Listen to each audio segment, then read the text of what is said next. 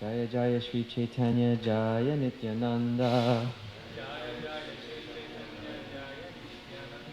Jaya Dvaita Chandra Jaya Gaura Bhakta Vrinda. Jaya Jaya Sri Chaitanya Jaya Nityananda. Jaya Dvaita Chandra Jaya Gaura Bhakta Vrinda. Jaya Jaya Sri Chaitanya Jaya Nityananda. Jaya Dvaita Chandra Jaya Gaura Bhakta Vrinda.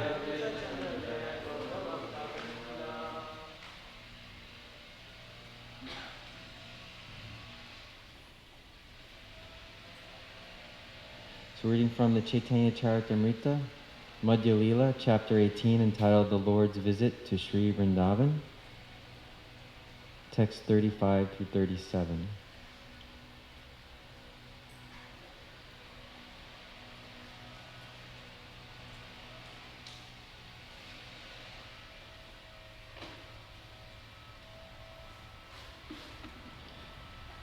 So we'll read 35 and 36 together, and then we'll chant responsively 37. Govinda Kundari Tirte Prabhu Kailas Nana Tahan Sunila Gopala Gila Gantuli Grama. Sri Chaitanya Mahaprabhu then took his bath in a lake called Govinda Kund. And while he was there, he heard that the deity Gopal had already gone to Gantuli Gram. Se grame giya kaila Gopala darshana prema vese prabhu kare kirtana nartana. Sri Chaitanya Mahaprabhu then went to the village of Gantuli Gram and saw the Lord Gopal deity. Overwhelmed by ecstatic love, he began to chant and dance. So we'll chant 37 responsively. Gopalera sundarya deki prabhura evesha e shloka padinache haila dina sesha.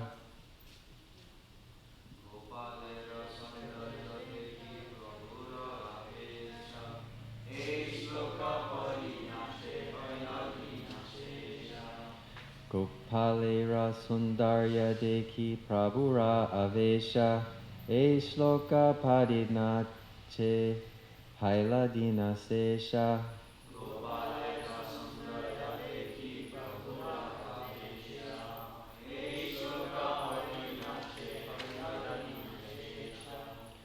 Gopalera sundarya deki prabhura avesha e shloka padinache haila dina sesha.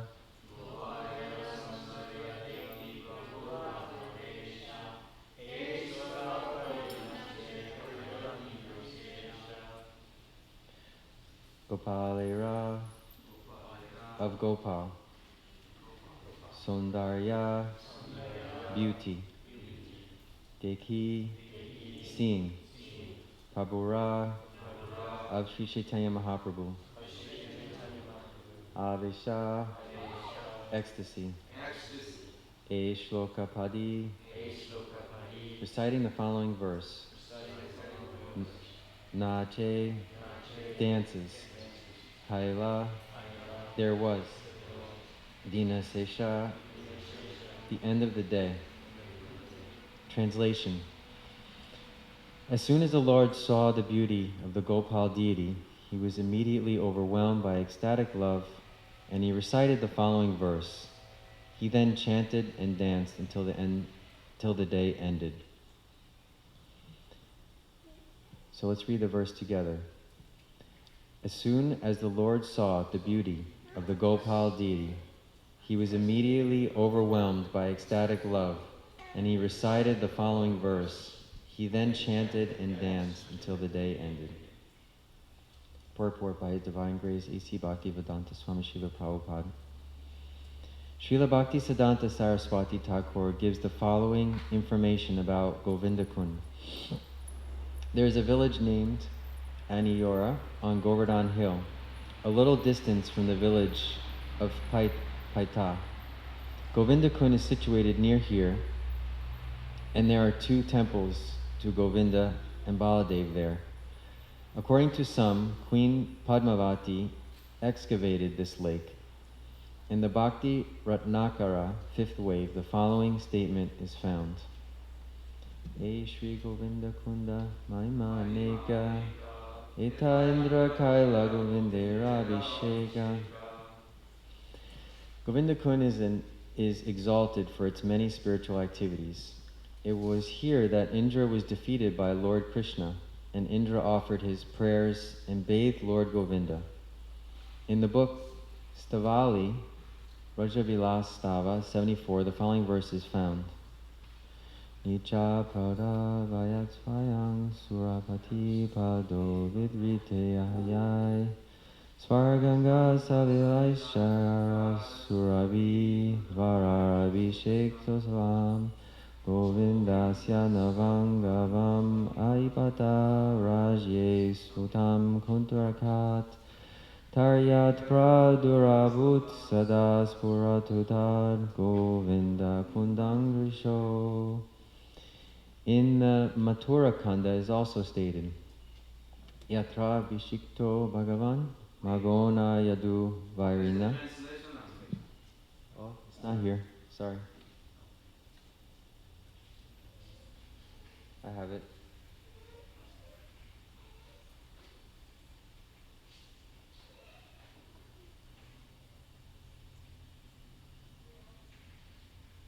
Yeah, that's interesting.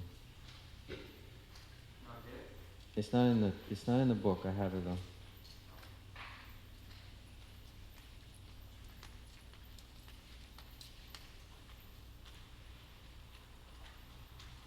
With humility caused by great fear, Indra took hold of the lotus feet of Lord Krishna and, in the company of a Sarabi cow, performed his coronation festival by bathing him with the waters of the heavenly Ganges river.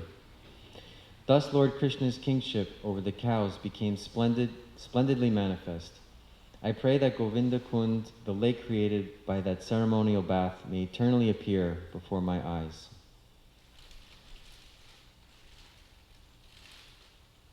Also in the Mathura Kanda it is stated, Yatra Bhishikto Bhagavan Mogana Yadu Vairina Govinda Kundam Tajatang Snana Matrena Mokshadam. Simply by bathing in Govinda Kund, one is awarded liberation. This lake was produced when Bhagavan Sri Krishna was bathed by Lord Indra. Kantuli Gram is situated near the 2 villages, Bilachu and Gopalapura. According to hearsay, Radha and Krishna first met here. In the Bhakti Ratnakara 5th wave, it is stated, Saki Duna Vastre Ganti Dila Sangopane. It is also stated, Bhaguya Laya Keha Ganti Kuli Dila. For this reason, the village is known as Kantuli.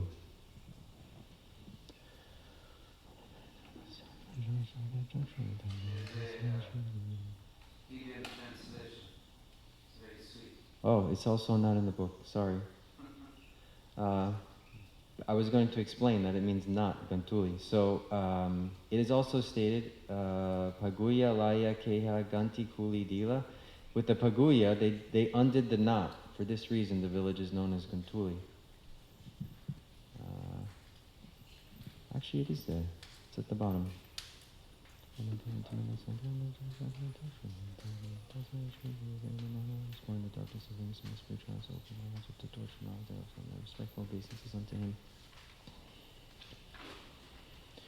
So in this chapter, the Lord's visit to Sri Vrindavan, it opens with Chaitanya Mahaprabhu uncovering the location of Radhakund.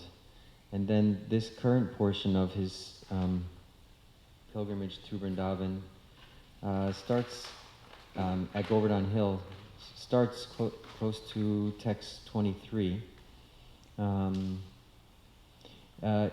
Chaitanya Mahaprabhu, he doesn't want to climb on to Govardhan Hill, and he's kind of lamenting how will he see the Gopal Rai deity, because Chaitanya Mahaprabhu considers himself a devotee of Krishna, and to walk on Govardhan Hill is, which is sacred, which is Krishna, it's not very nice. So he was lamenting, how shall he see Gopal Rai deity? So it's kind of interesting because Chaitanya Mahaprabhu is Krishna, but he's lamenting how he's going to see the deity of himself, and then the deity makes the arrangement so that Chaitanya Mahaprabhu can see him, but Chaitanya Mahaprabhu is Krishna, so he's lamenting about not seeing himself, but then also making the arrangement so he can see himself. But it's because Chaitanya Mahaprabhu is in the mood of Radharani, lamenting as a devotee of Krishna that he wants to see Krishna. He's lamenting that he cannot see this deity of Krishna in some way. And so, in that relationship, the Gopal deity makes some arrangement to come down from Govardhan Hill so that Chaitanya Mahaprabhu can see him. Some villager comes and says that the village is going to be attacked, and so the deity is moved several times from location to location,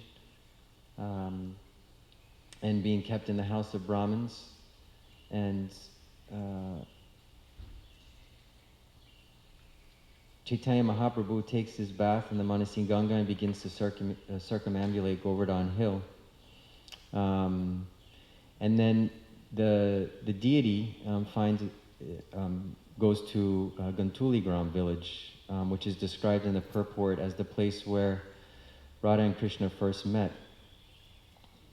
And so when Chaitanya Mahaprabhu sees the deity, he becomes in ecstasy, and he dances and chants all day.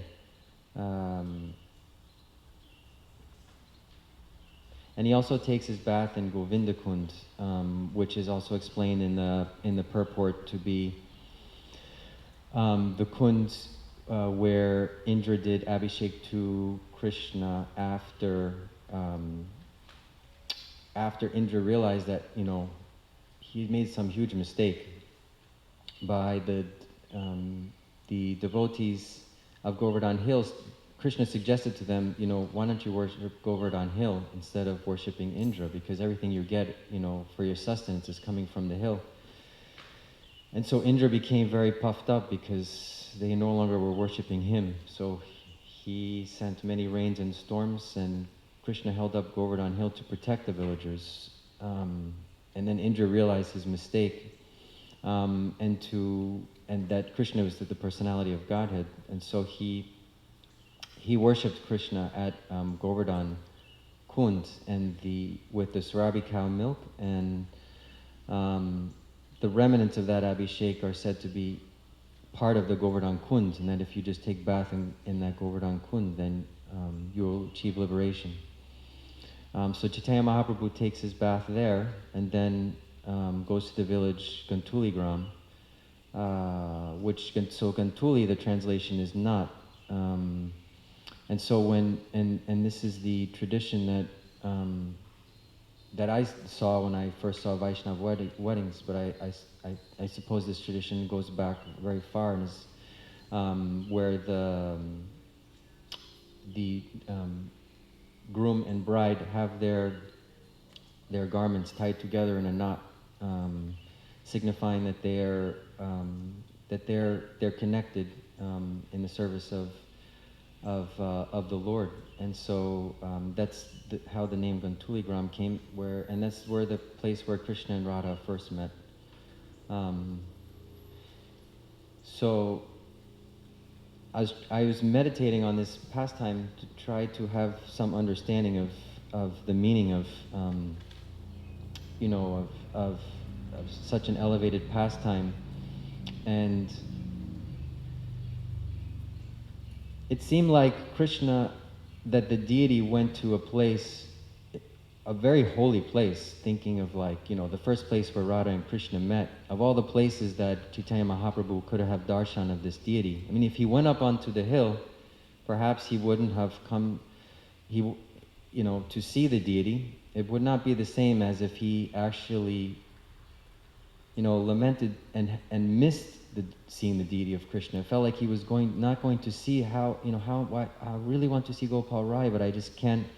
I can walk on Govardhan Hills, so I'm going to do my parikram, and then the deity appears to him in Gantuligram, which is a very holy place, and the Lord becomes in ecstasy. So I was just thinking of, how sometimes we want something, usually it's something material, if we're not a pure devotee. So I will speak from my own experience. It's usually something that I feel like I need. And so I'm lamenting over, missing this thing that I think is very important to me. And sometimes I might pray because I feel like I really need it, whatever it might be. So I make a prayer to Krishna, like, can I have this? Or maybe I'm suffering, from something, and I don't want, it's bothering me, it's disturbing my mind, or it's harming my body, and I just want to be relieved of this suffering. So I pray to Krishna to relieve me of this suffering. Or sometimes I'm looking for the answer for something, and I pray to Krishna, help me find the answer of this. And so Krishna will always answer our prayers, and sometimes it might not be the answer that we want or we're looking for, but he definitely will always answer our prayers in some way. Sometimes he answers our prayer immediately, but we're not spiritually inclined enough to see it, and we only realize it later, much, much later. But typically some time will pass, and we have to be patient to see the answer to that prayer. So in this pastime, Krishna responded to Chaitanya Mahaprabhu, the Gopal Rai deity, by making some arrangement to have the deity moved. I mean, have we ever seen our deities moved? I mean, it's not a very common thing. The deity, it's supposed to stay, and be served. It's not supposed to be moved around from place to place. The only time we really see deities moved mainly is for the Jagannath festival, when Lord Jagannath comes out of the temple. So to move a deity is not a very common thing that you see to happen very often. So the Lord made some arrangements so that Chaitanya Mahaprabhu could have darshan of Gopal Rai like this. So we should know that, Krishna will also answer our prayers, always, no matter what. And he will answer our prayers in a way that sometimes, will be the answer we're looking for, but sometimes maybe not so much the answer we're looking for. But he will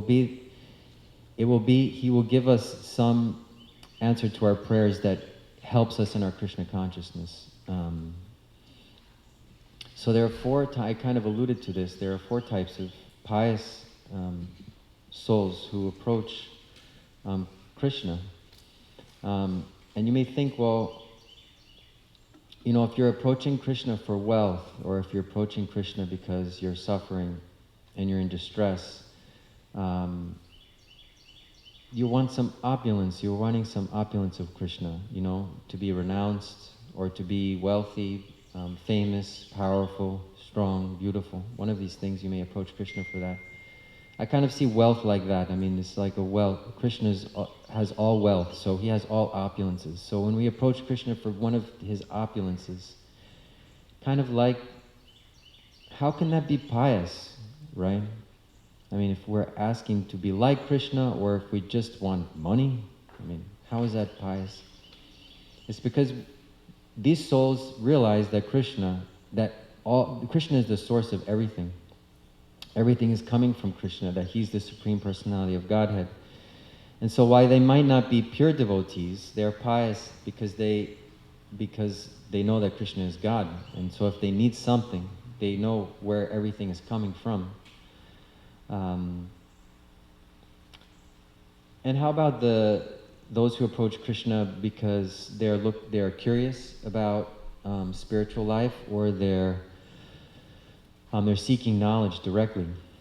To realize that all knowledge is coming from one source, from Krishna, is pious. And then if you're kind of,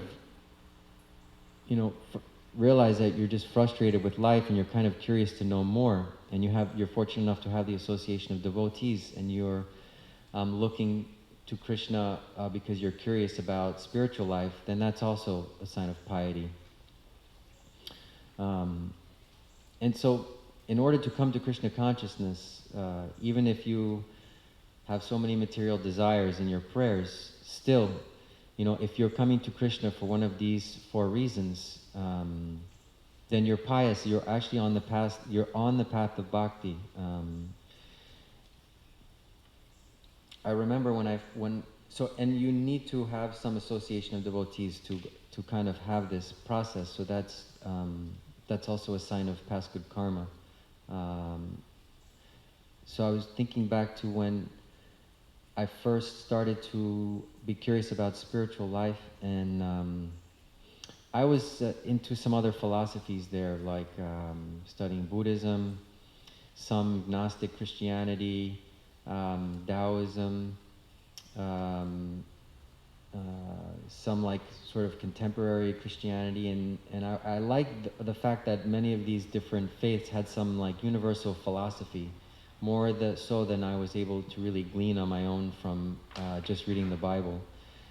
And so when I met the devotees, I just kind of said, oh, another book, Bhagavad Gita, I've never heard of this. So I started reading the Bhagavad Gita, and I wanted to have a spiritual teacher. I realized that like the difference between the paths that I was studying and this path of bhakti was that, bhakti is saying to me that Krishna is a person, that God is a person. And these other paths kind of gave some description of God that was always some energy of some sort, which is also Krishna, but they never said that God was a person. So I was like, well, is it God a person or is God not a person? I mean, that's an important distinction. So one of the ministers that I was sort of like respected at the time, I asked her this question. I was a Christian minister, and she said, she didn't give me the answer I was hoping for, I was praying for this actually, and but she gave me an answer to that I was going to have to decide, and I already knew that, that was why I was asking her, but actually I really appreciated that answer because it made me realize that I was going to have to decide for myself, that no one was going to be able to tell me. I mean, you can go to somebody who has no faith and say, Krishna is God, Krishna is God, Krishna is a God, and what's it going to do for them if they have no faith, right? I mean, they're going to become angry probably. So I was going to have to decide, so I'm praying for this, and I'm really like, not sure, I don't know where this answer is going to come from. I mean, I asked somebody who I respected, but I know the devotees were so into serving Krishna that I was like inspired by that, like, well, maybe he's a person because all these wonderful people that I've met are serving Krishna. Maybe he's a person, I mean, otherwise, I mean, I don't see the purpose of all this if God is just an energy, So I stuck around longer and met some devotees who were different, they seemed to be very fixed in their Krishna consciousness. So I started to realize that like I needed, if I want to really make some spiritual advancement, I'm going to need a teacher. And I was reading Srila Prabhupada's books, and he was, talking about guru, and so I felt like I needed that personal connection. So I traveled to India, sort of looking for a guru, in a sense. I was following an advanced Vaishnav, from US where I heard him speak. I'm back to India, Radhanath Swami. And so I was really, even though I didn't even really know what a guru was, I just knew that I kind of like thought I needed one. So I was praying for this. I was praying for inspiration from Krishna. And I was praying because like when I had some interactions with someone who I would consider my Shiksha guru, I didn't know what to say. I would just like freeze up. So I would pray before, like, what do I say? I didn't even know how to like have a relationship with Guru. So I just try to think of like, well, what's the most important thing that I need to ask the Guru a question. That's what it says in Bhagavad Gita. So I was like, okay, I'm going to ask a question. I don't want to just say something and he seems, I don't want to say something just, sentimental. I want to ask him a question. So I thought, if I could just ask one question, what would it be? I can't ask Radhanath Swami like, is Krishna a person? So I was thinking, well, what is my service to Krishna? I thought that's important. I thought I thought I would get a very deep answer, because it was sincere. I wasn't really sure. I wasn't just asking just to hear an answer that I already knew. I was very sincere about it. So when I had some time with Radhanath Maharaj, I asked him, and at the time I was a student. He said, "Finish your education and do your service as a doctor for Krishna." And I was like blown away, because that's what I was doing. I mean, I was expecting this very deep answer, like, give up your material life, move into the ashram, study Srila Prabhupada's books, very, very seriously and single-mindedly. And he said, no, this is who you are, but in relationship to Krishna, right? And so that was the point that I always need to remember. It's like, I might not need to give up everything. I might need to give up the things that are impediments to my relationship with Krishna. And so when you make some connection with the Guru, he asks you to give up the things that you definitely need to give up to be connected with Krishna. No meat eating, no illicit sex, no gambling, and no intoxication. And then you need to make some private time to associate with Krishna through his holy names. So if we don't know what prayer to say, if we're not really sure, at that time, my prayer, I was chanting Hare Krishna also. And sometimes we get realization when we chant. And it inspires us to have a personal prayer like this, like to call out to Krishna, help me to serve you. Remove the impediments that are preventing me from serving you, from seeing you face to face, like Chaitanya Mahaprabhu wanted to see Gopal Rai deity face to face. Because Krishna is there, we just can't see him. So we can pray sincerely for Krishna to remove these impediments. But if we don't have a personal prayer, that's okay. The Hare Krishna Maha Mantra is also a personal prayer. It's asking us, it's us asking, calling out to Krishna, so that we can serve him better. That's the Maha Mantra prayer. So if we don't have a personal prayer, we can focus on chanting the Hare Krishna Maha Mantra, and we should focus on that. And that prayer will be answered. Krishna will remove the material impediments to us developing some personal connection with him through the Maha Mantra prayer.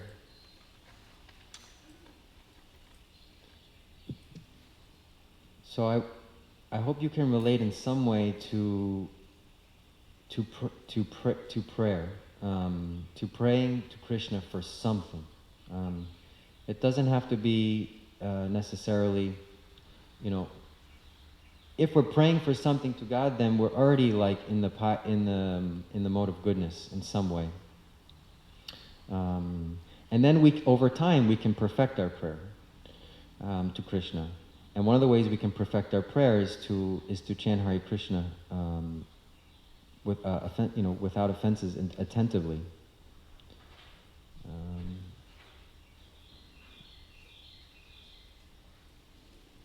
So I wanted to read a few verses in this regard.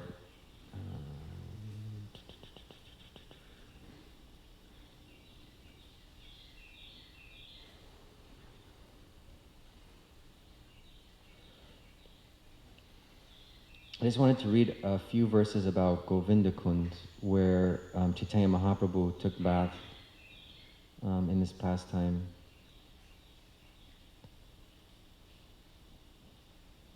So this is from Shri Hari Bhakta Kalpa Latika, Srila Bhakti Siddhanta.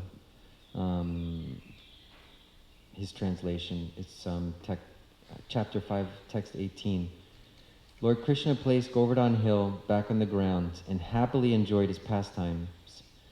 Indra, the king of heaven, begged forgiveness for his offense and glorified Sri Krishna.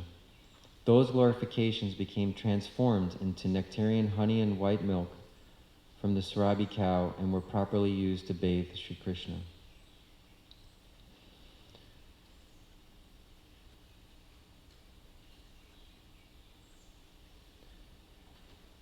This is a verse about prayer from Lord Shiva, from Srimad Bhagavatam 4:24, 76.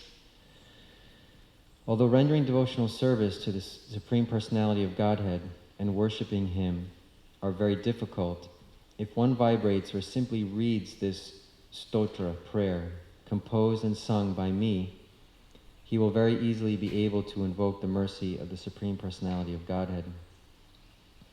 And in the purport, Srila Prabhupada says that Lord Shiva is showing us that any devotee can be successful simply by chanting the prayers which he, Lord Shiva, has recited.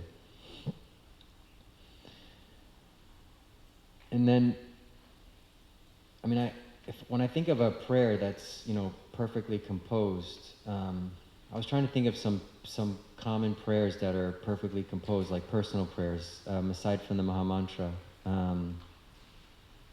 And you think of like the Our Father prayer, and you hear Prabhupada, he mentions this line in the Our Father prayer from time to time, and give us this day our daily bread.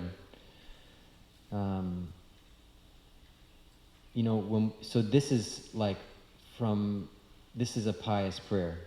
I need this to sustain me, whatever it might be. Food we really need, but even like I said, wealth. It's kind of, for me, it's counterintuitive. How can you be in the mode of goodness if you're asking for money? But if you know the money's coming from Krishna, then that's pious. So in this prayer is, it's kind of pious.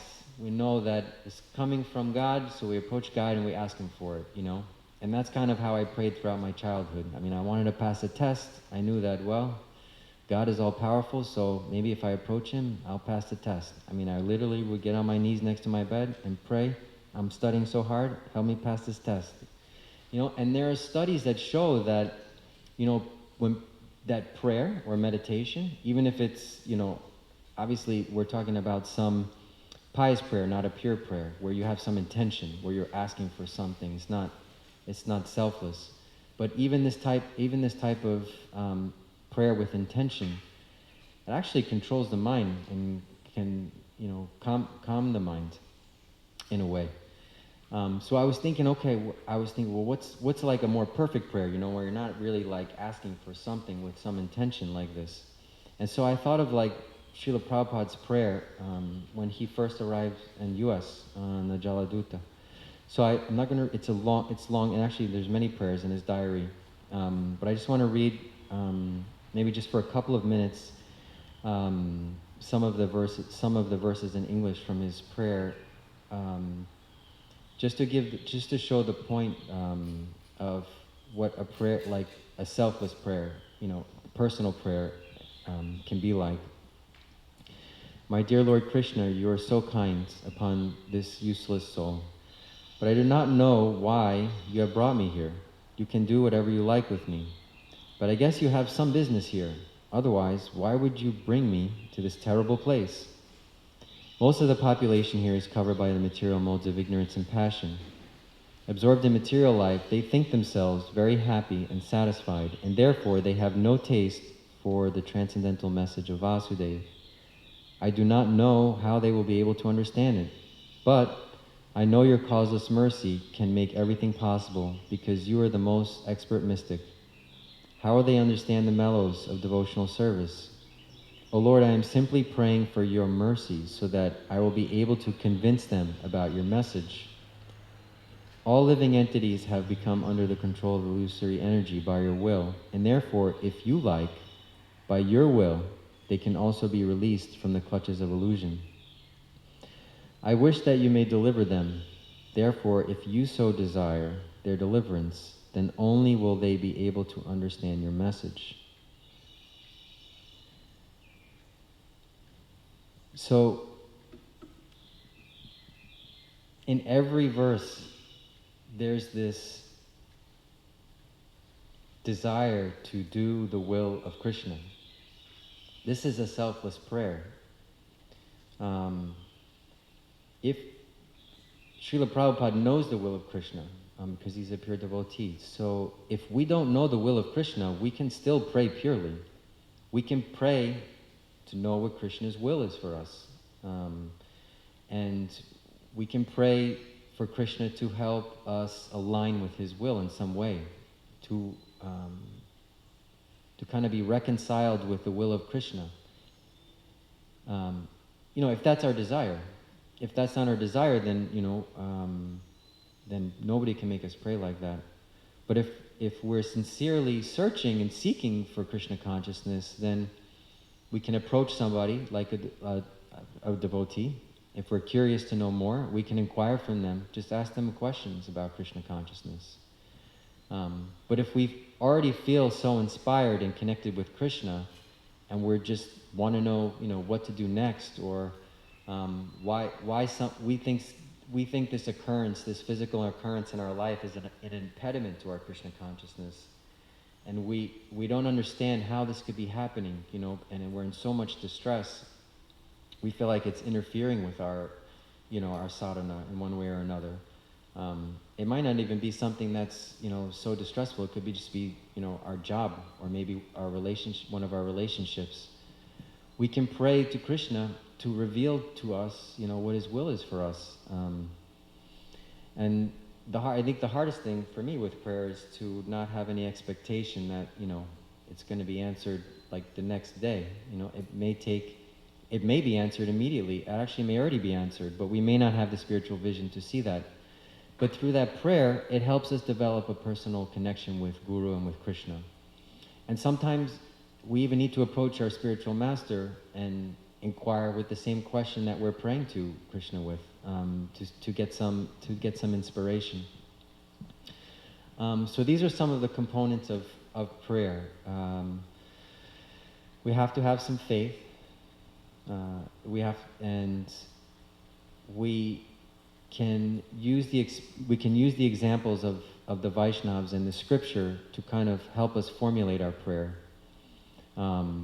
We have to have some sincerity, and not just, no one can make us pray for something. We have to have some sincerity that we really are asking for something that, genuinely. Just like my example, what's my service? I got an answer. I am doing my service. And then we need Krishna. Then we need Krishna's mercy. We can't do anything without Krishna's mercy. So Srila Prabhupada is praying for Krishna's mercy, because Prabhupada knows what the will of Krishna is, but he just doesn't have any idea how he's going to do that. It just seems impossible, And anybody who reads about Srila Prabhupada can see that he did something that was impossible. So he had to be empowered by Krishna. And that was his prayer. He's asking for Krishna's mercy. And then we can see through the example of other Vaishnavas in the scripture that Krishna answers our prayers. And sometimes the sometimes it's wonderful, like in this case, to have the darshan of the Lord, of Gopal Roy. And sometimes the answer is, yeah, these things are impediments to our Krishna consciousness, and that's why we're suffering, because Krishna is removing these things from our life, so that we can be closer to Him. Sometimes I may forget that, I get so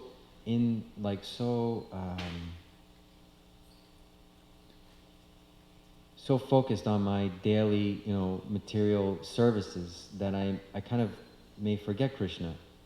I'll sit down and chant, and I'm remembering Krishna, but even when I'm chanting, I'm distracted.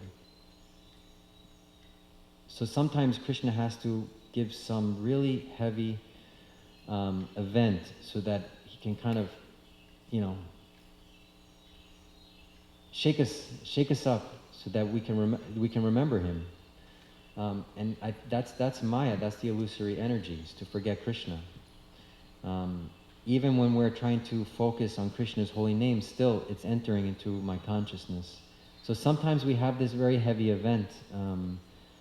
Like I said, sometimes it's not so heavy. Sometimes it can be something very simple, like we're working too hard and we need to work less hard. But sometimes it's a major event and we don't understand why. And when I've had these events and I've prayed about it and I've asked for some help from Vaishnavas, their answer is that Krishna is going to answer your prayers, but it may take some time. It may take some time for you to realize why this has happened and what's happened. And so if you can relate to just looking back on your life at these moments where you had this sort of heavy karma brought to you, and how things are different now. You never thought it was going to end. You never thought you were going to accomplish this feat, and you prayed intently to Krishna. Because of that, you got through it, and after you were closer to Krishna, because you realized, like, wow, He reciprocated with me. He answered my prayers. So, in prayer, sincerity, praying for Krishna's will and for the mercy of Krishna. And then the last part I want to touch on about prayer. No, it's just slipped my mind now.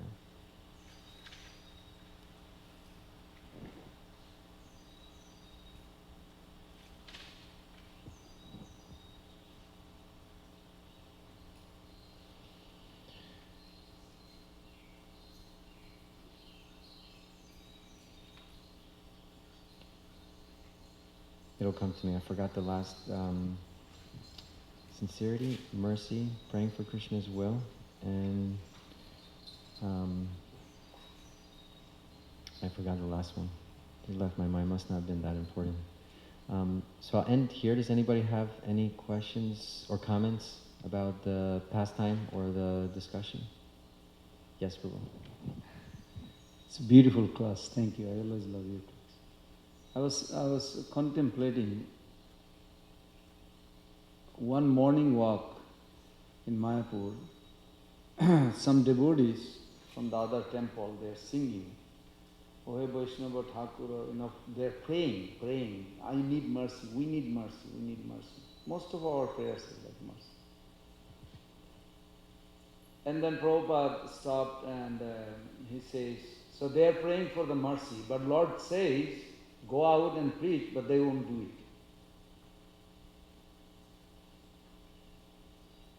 He said, then what's the value? Why are you asking for mercy? So I was relating to another pastime where Prabhupada, you heard that I'm sure, that a lot of Indian rich people, they're like saying, oh, Swamiji, give me mercy, give me mercy. Prabhupada got, I don't know what he was thinking, but he says, you want mercy? Yes, I'll give you mercy. You will lose all material attachment. They got so scared, they kind of backed off. They didn't want there was no communication, so I don't know whether they maybe did not want that mercy or something. So sometimes I think because then I was testing myself, like when, even amongst the devotees, oh Prabhu, please give me mercy. I say, what mercy do you want? What mercy? What is the mercy you want? Oh, I don't know. I said, then why are you asking? So there should be some need and supply, I mean, mercy is a supply, okay, but my need should be introspectively, really thoroughly felt. That, okay, I need to advance, I need Krishna Prem, that should be thoroughly contemplated. I just asking you, maybe you can define little more. Amongst the devotees, we should have like little more specific. That was the last point. Thank you. That was the point I forgot. When you pray, you have to pray very specifically. Yes. Thank you. So what helps me be specific in prayer is writing it down and put on the altar, and sometimes I'll change it, because I'll be like, oh, I can be more specific.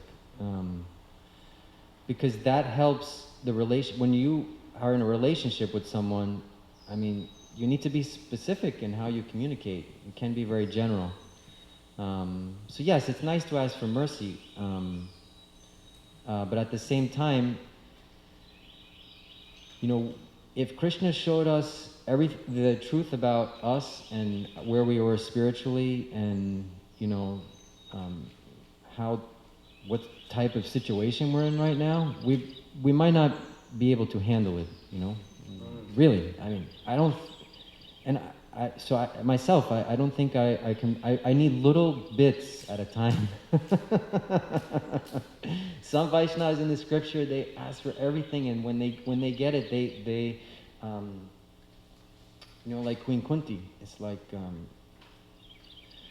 they want more. I mean, I'm not there, but little bits. So you can be very specific in your prayer, and then one of the things that helps with that specificity is, how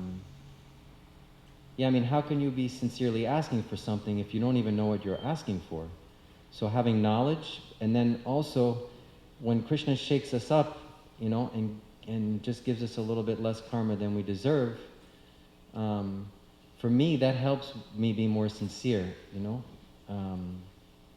It helps me know what I'm asking for. Like, it helps me know and see what I don't need, what these anarthas are. So when he shakes me up, then I see like, oh yeah, I don't need this. And this is an impediment to my Krishna consciousness.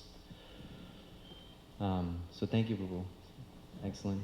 I was also give it one more, just because these are like very important day to day in our life. One time, Indradumna Maharaj, in his morning time in Woodstock, I remember he was doing his japa. So I sneakily went in, and I was sitting right behind him, and nobody else is there. He's just doing his deities, and then he started chanting japa. He was a big japa man. So after a little while, he realized I'm next to him. So I said, Maharaj, what are you thinking while you are chanting? Why are you asking that? I said, because I want to know, so I can align with it. He said, I'm praying. I said, that's good. What kind of prayers?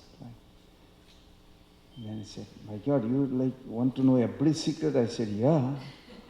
So he said, well, I can't tell you everything, but I tell you something. I was just praying that I may die any time, any moment. I better be very serious and attentive. My Lord, please give me full attention to our lotus feet, and so I can hear your name and surrender myself. It was very nice, very, tangible, very sweet. And he said he prays a lot. It was very nice, the way he expressed. These devotees are singing Sakala Sahane, you heard that song. Sakala Sahane Baladiya Kara Nija Manes Prihahina. Please, my Lord, please, Vaishnavas, empower me so I can tolerate. And then the singer was very interesting. He says, why those devotees don't have interest to come and join? They're just doing their own things. They should come and join. was very interesting. Another advanced devotee says, you just pray for the tolerance. How do you get your tolerance tested? By criticizing or actually you tolerate? He said, when you pray, be very serious what you're praying, and Krishna is giving you chance to see if you pass the exam or how you actually develop that strength. But you are not even aware what you are praying. So when the opportunity comes to see that, you are missing it. And then you will go back to singing, oh, please empower me so I can tolerate. Does it make sense? Yeah. So, are you saying that some prayer can be, like, we can perform it mechanically, in a sense? Because he's just saying that all others are not joining, and he cannot tolerate this. But he's praying for tolerance.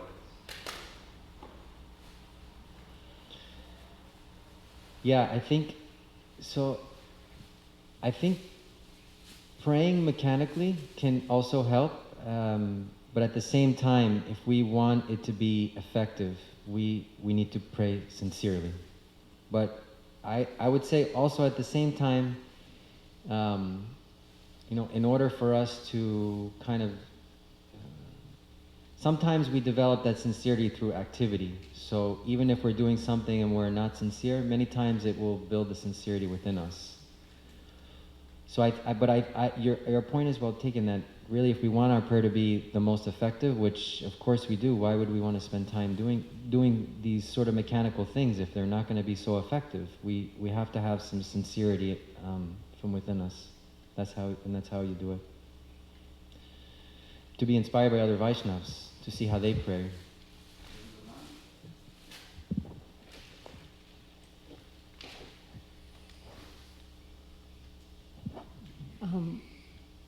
Thank you for the very thoughtful and well planned out class.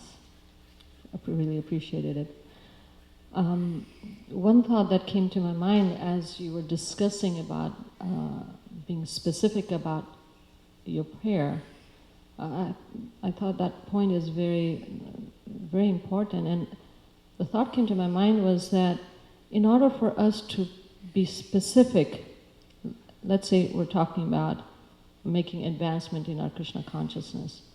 So, we pray to Krishna, oh, dear Shyam, please make me devotee, make me a better devotee, or give me Krishna prema, or and that's kind of more general. So in order for us to be specific, I was thinking that it's important for us to know where we are at. When we know where we are at, then it might be a good idea to pray for the next step rather than for the highest step. And then we go to the next step, then let me be able to climb up the next step.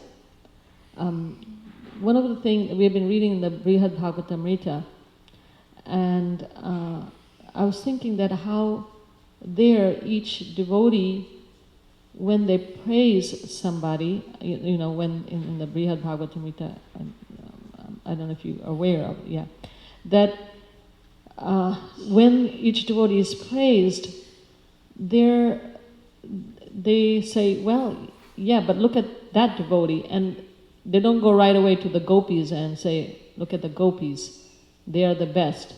But they go to the next devotees that they can relate to, so to speak, and then go and his or her qualities. So I was thinking, to be specific, it's a very important point, and to be specific is to be able to know ourselves where we are at, and thus our prayers will be better answered. Thank you again for the class. Thank you for sharing that. It's a very important point. Yes, I will. There's one comment. From Carissa? Yeah, you can say loudly. It's Mother Mahavishnu. Oh, Mother Mahavishnu Priya. There are so many types of prayer, like Mother Teresa's Anyway prayer, Mother Teresa's Anyway prayer, or the prayer by St. Francis. Prayers guide us, and we can see our entire life as a prayer to the Lord. Thank you very much for the nice class. Very nice. It's also under message.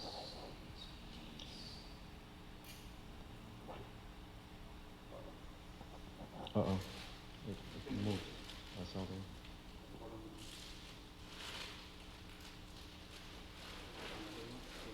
It is absolutely incredible that a Mahabhagavat, such as Srila Prabhupada, who, as you nicely point out, already had Krishna's full mercy, and yet within himself he prayed for Krishna's mercy as if he felt bereft of it. One may ask how such a pure devotee needs to pray like this. He is not praying for some result, like the materialist. He is not praying for a connection to Krishna, because he already has the connection. He is praying for Krishna to further reveal himself. Jai. Thank you, very nice. Yes, Prabhu. Yes, thank you for the nice class, Prabhu. When I pray, I always ask for these two things, prem and bhakti. And for me, bhakti means I want to reach to a point where I don't have to force myself to come to a temple. You know, it attracts me like it should attract me like a magnet. And love means, to me, you know, when a young boy is in love with a girl, he just gets attracted to that girl. You know, he doesn't have to do anything. It just comes automatically. That's what I mean. I understand by love. So these two things, I think that's all the scriptures are saying. You know, prem and bhakti, prem and bhakti, prem and bhakti. So I'm a little confused when we are saying specific. I think these are two very specific things. This is the ultimate thing. What is beyond than this, or is it not right understanding? You getting my point? Yes, I get you. Yes, absolutely. Yes, I think so. These are the goals, certainly, and to pray for them is definitely to really have some knowledge about where we want to be. But at the same time, maybe not everybody can pray for that. They have to pray for something closer to where they are, you know, like something like specific in the sense like personal in their daily life. But also they could pray if you have that realization that, you know, this is not, you know, this situation is like, I can overlook that, you know, and because I know that, you know, the most important thing is Krishna and prem and bhakti. Then you can pray like that also. But I mean, some people may see that they have some specific situation, and that through that experience they see some of their impediments to their Krishna consciousness. So they pray. They know, like you said, they know that it's Krishna's will that we come back to Him and that we serve Krishna. They know that. But maybe they want to pray specifically for that impediment to be removed, you know, so that they can achieve what you're talking about, you know. So it's true. You can pray for the prem and bhakti, but you can also pray for the specific situation that is blocking you from reaching the prem and bhakti. That's another way also. Jai Guru. Thank you for your question. Chaitanya Charitamrita ki, Srila Prabhupada ki, Gaur Premanandi.